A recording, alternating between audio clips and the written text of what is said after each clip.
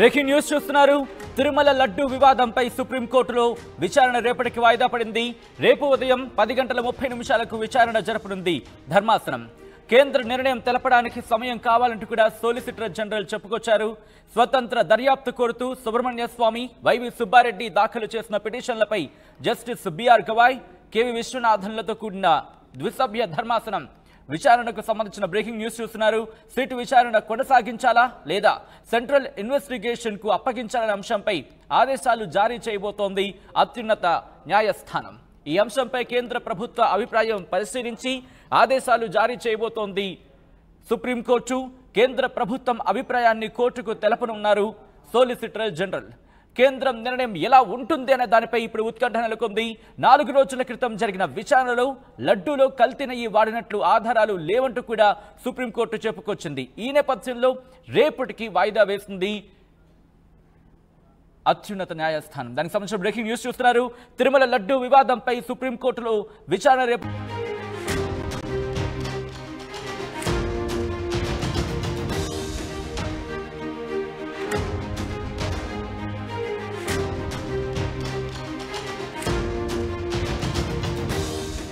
Breaking news చూస్తున్నారు.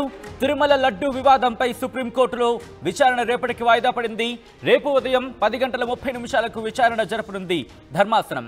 కేంద్ర నిర్ణయం తెలపడానికి సమయం కావాలంటూ కూడా సోలిసిటర్ జనరల్ చెప్పుకొచ్చారు. స్వతంత్ర దర్యాప్తు కోరుతూ సుబ్రహ్మణ్య స్వామి, వైవి సుబ్బారెడ్డి దాఖలు చేసిన పిటిషన్లపై జస్టిస్ బిఆర్ గవాయ్, కేవి విశ్వనాథన్లతో కూడిన ద్విసభ్య ధర్మాసనం విచారణకు సంబంధించిన బ్రేకింగ్ న్యూస్ చూస్తున్నారు. సిట్ విచారణ కొనసాగించాలా లేదా సెంట్రల్ ఇన్వెస్టిగేషన్ కు అప్పగించాలనే అంశంపై ఆదేశాలు జారీ చేయబోతోంది అత్యున్నత న్యాయస్థానం. ఈ అంశంపై కేంద్ర ప్రభుత్వ అభిప్రాయం పరిశీలించి ఆదేశాలు జారీ చేయబోతోంది సుప్రీంకోర్టు. కేంద్ర ప్రభుత్వం అభిప్రాయాన్ని కోర్టుకు తెలపనున్నారు సోలిసిటర్ జనరల్. కేంద్రం నిర్ణయం ఎలా ఉంటుంది అనే దానిపై ఇప్పుడు ఉత్కంఠ నెలకొంది. 4 రోజుల క్రితం జరిగిన విచారణలో లడ్డూలో కల్తీ నెయ్యి వాడినట్లు ఆధారాలు లేవంటూ కూడా సుప్రీంకోర్టు చెప్పుకొచ్చింది. ఈ నేపథ్యంలో రేపటికి వాయిదా వేసింది అత్యున్నత న్యాయస్థానం. దానికి సంబంధించిన బ్రేకింగ్ న్యూస్ చూస్తున్నారు. తిరుమల లడ్డు వివాదంపై సుప్రీంకోర్టులో విచారణ రేపటికి వాయిదా పడింది. రేపు ఉదయం 10:30 విచారణ జరపనుంది సుప్రీంకోర్టు.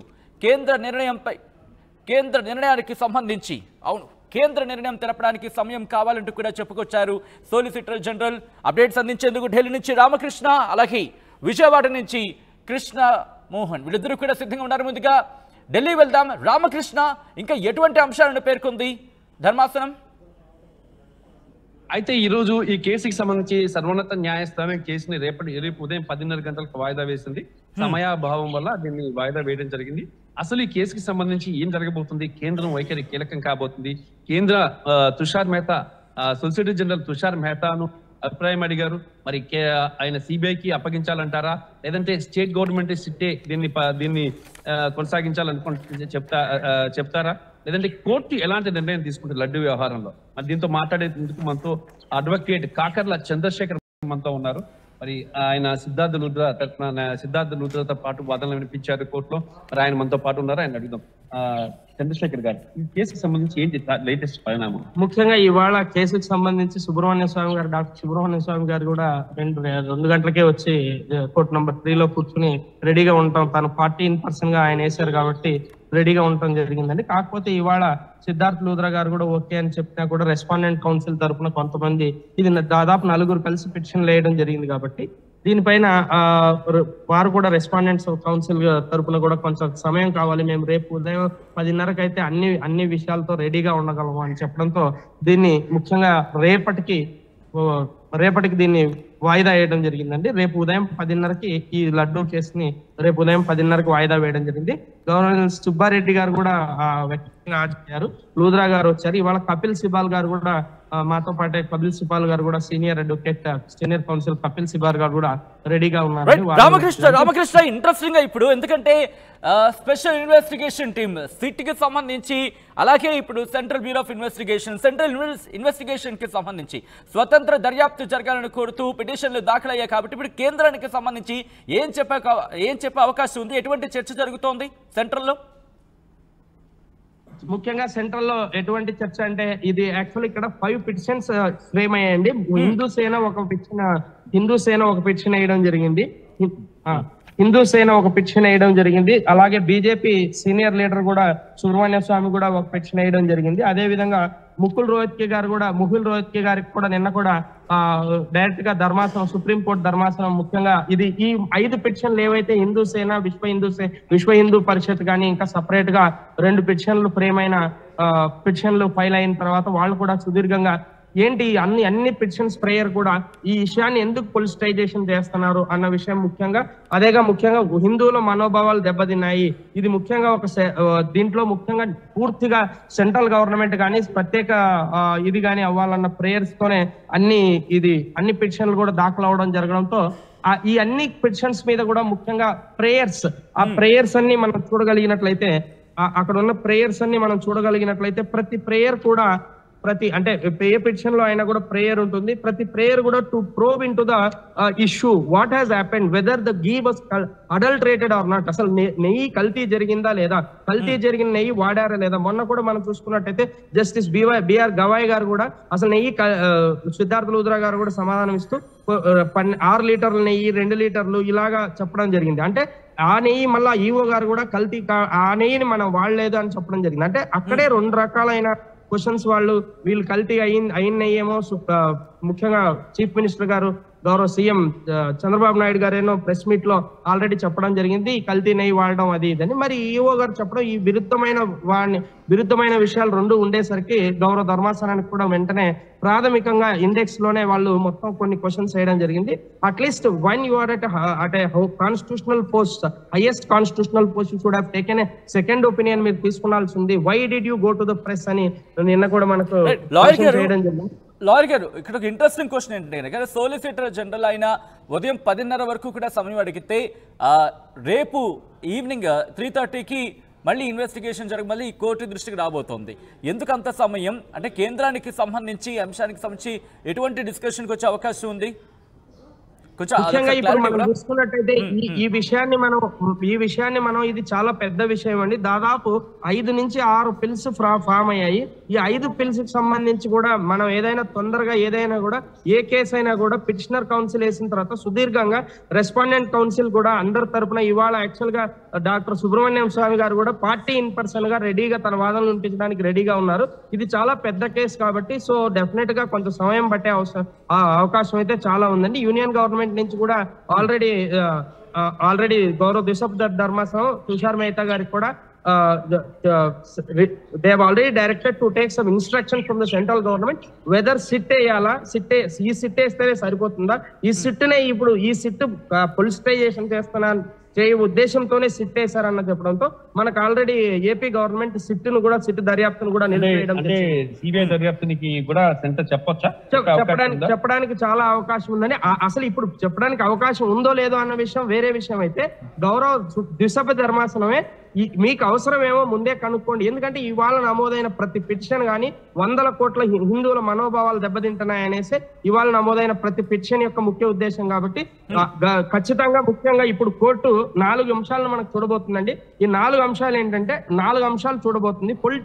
లీగల్ గా గౌరవ సుప్రీంకోర్టు ధర్మాసనం ఈ అలిగేషన్స్ ఏదైతే చీఫ్ మినిస్టర్ గారు ఏదైతే అన్ని పిటిషన్స్ లో చీఫ్ మినిస్టర్ గారు వెళ్ళి ప్రెస్ లో చెప్పారంటే ఆ అలిగేషన్స్ చీఫ్ మినిస్టర్ గారు చేసింది పొలిటికల్లీ మోటివేటెడా కాదా అనేసి వారు ఇదొకటి చూస్తున్నారు. సో దీనికి రెస్పాండెంట్ కౌన్సిల్ తరపున సిద్ధార్థ లూథ్రా గారు కానీ ఆయనకు చాలా భక్తి ఉంది, చాలా భక్తితో ఆ మాటలు అన్నారు కానీ వేరే ఉద్దేశంతో ఏం లేదని వారు కూడా తమ వాదనలు వినిపించబోతా ఉన్నారండి. అదే విధంగా ఈ పబ్లిక్ స్టేట్మెంట్స్ రిలీజియస్ మ్యాటర్ లో చేయడం ఎంతవరకు సబబు, అలా కాకుండా ఇంకొక విషయం ఏంటంటే ఈ సిట్ ఇది ఇంకొకటి ఉందా, స్పెషల్ ఇన్వెస్టిగేషన్ ఇన్వెస్టిగేషన్ వచ్చే అడల్టరేషన్ జరిగిందా లేదా, ఎంతవరకు అడల్టరేషన్ జరిగింది, అది కాకుండా ఏపీ గవర్నమెంట్ ఇలాంటి టీటీడీ విషయాల్లో ఎలాంటి స్టెప్స్ తీసుకుంది, ఇది తొందరపాటు చర్యలు ఏమైనా తీసుకుందా లేకపోతే కరెక్ట్ గా ఫామ్ చేసిందా సిట్ ని అనే విషయాలు ముఖ్యంగా ఎందుకంటే ఈ 5 పిటిషన్స్ ఏవైతే 5 పిటిషన్స్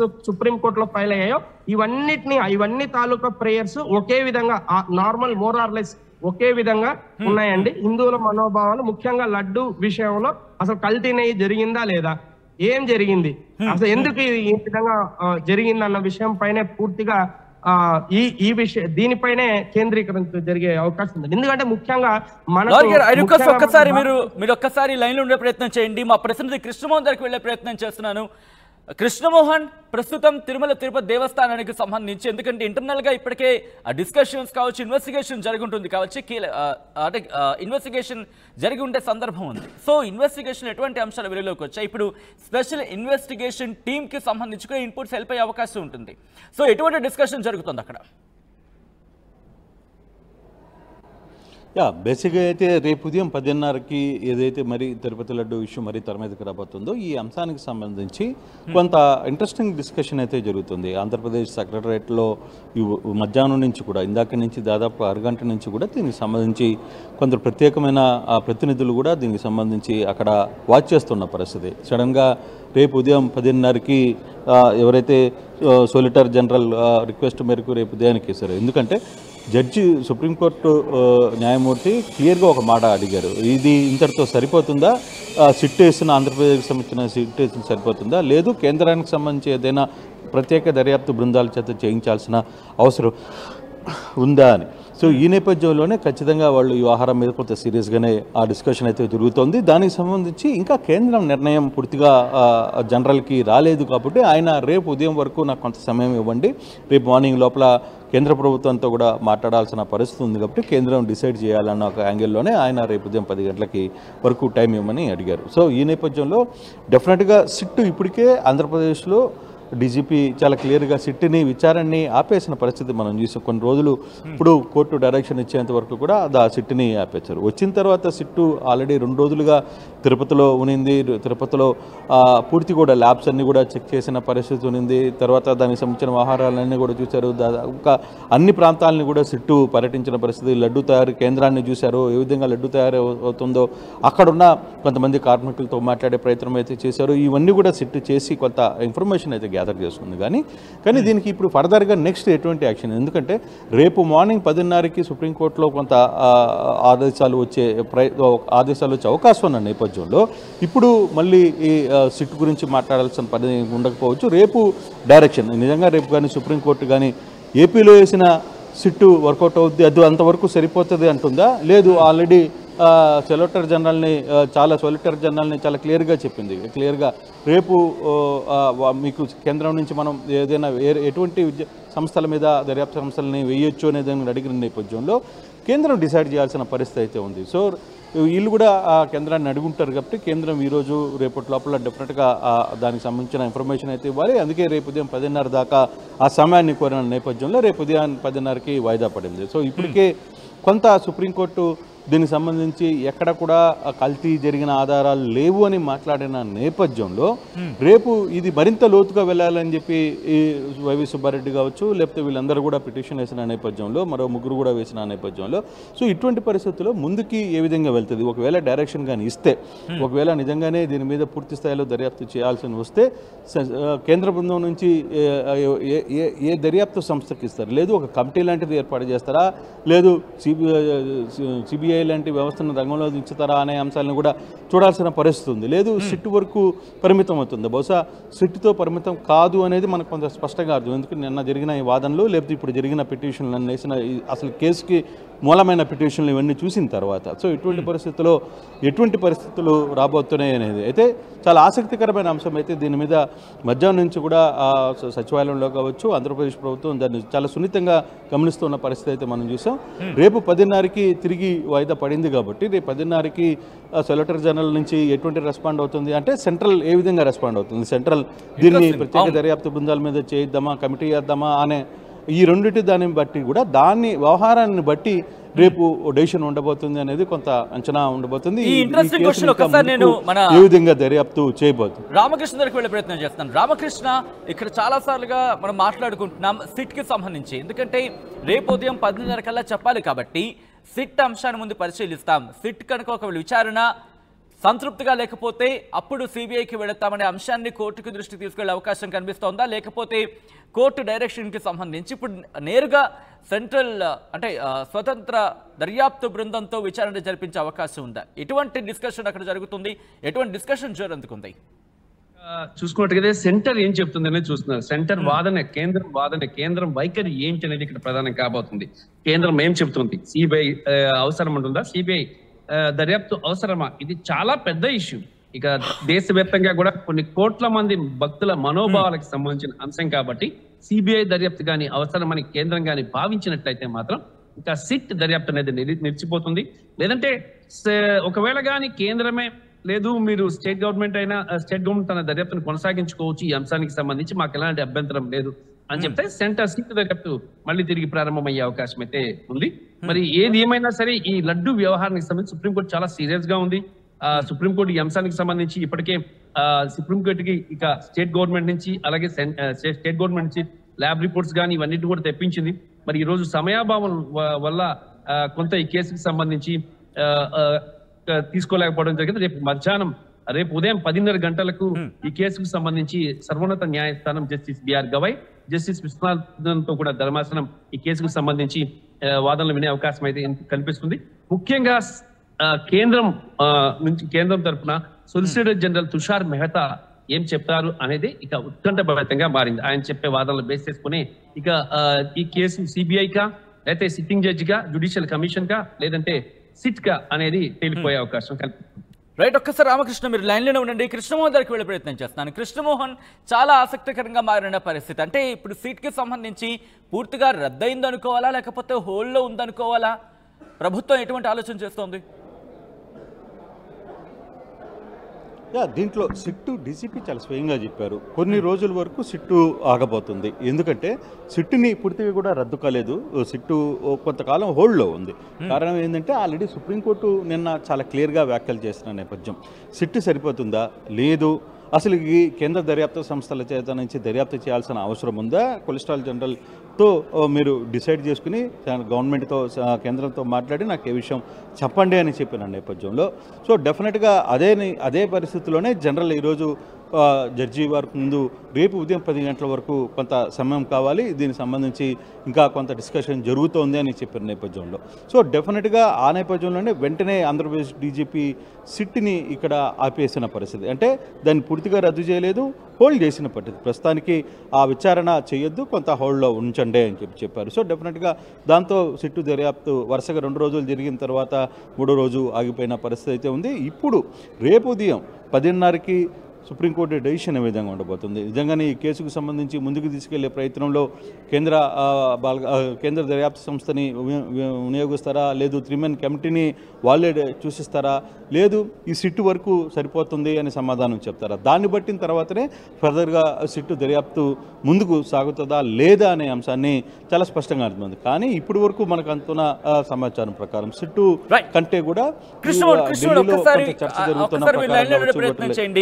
ఢిల్లీ వెళ్తున్న రామకృష్ణ మా ప్రతినిధి రామకృష్ణ సిద్ధంగా ఉన్నారు. రామకృష్ణతో కేఏ పాల్ కూడా అక్కడ రెడీగా ఉన్నారు. రామకృష్ణ, కేఏ పాల్ రియాక్షన్ ఏంటి? కేఏ పాల్ గారు, ఈ రోజు లడ్డు వ్యవహారానికి సంబంధించి మీ రియాక్షన్ ఏంటి? చాలా I thank God for the honourable supreme court.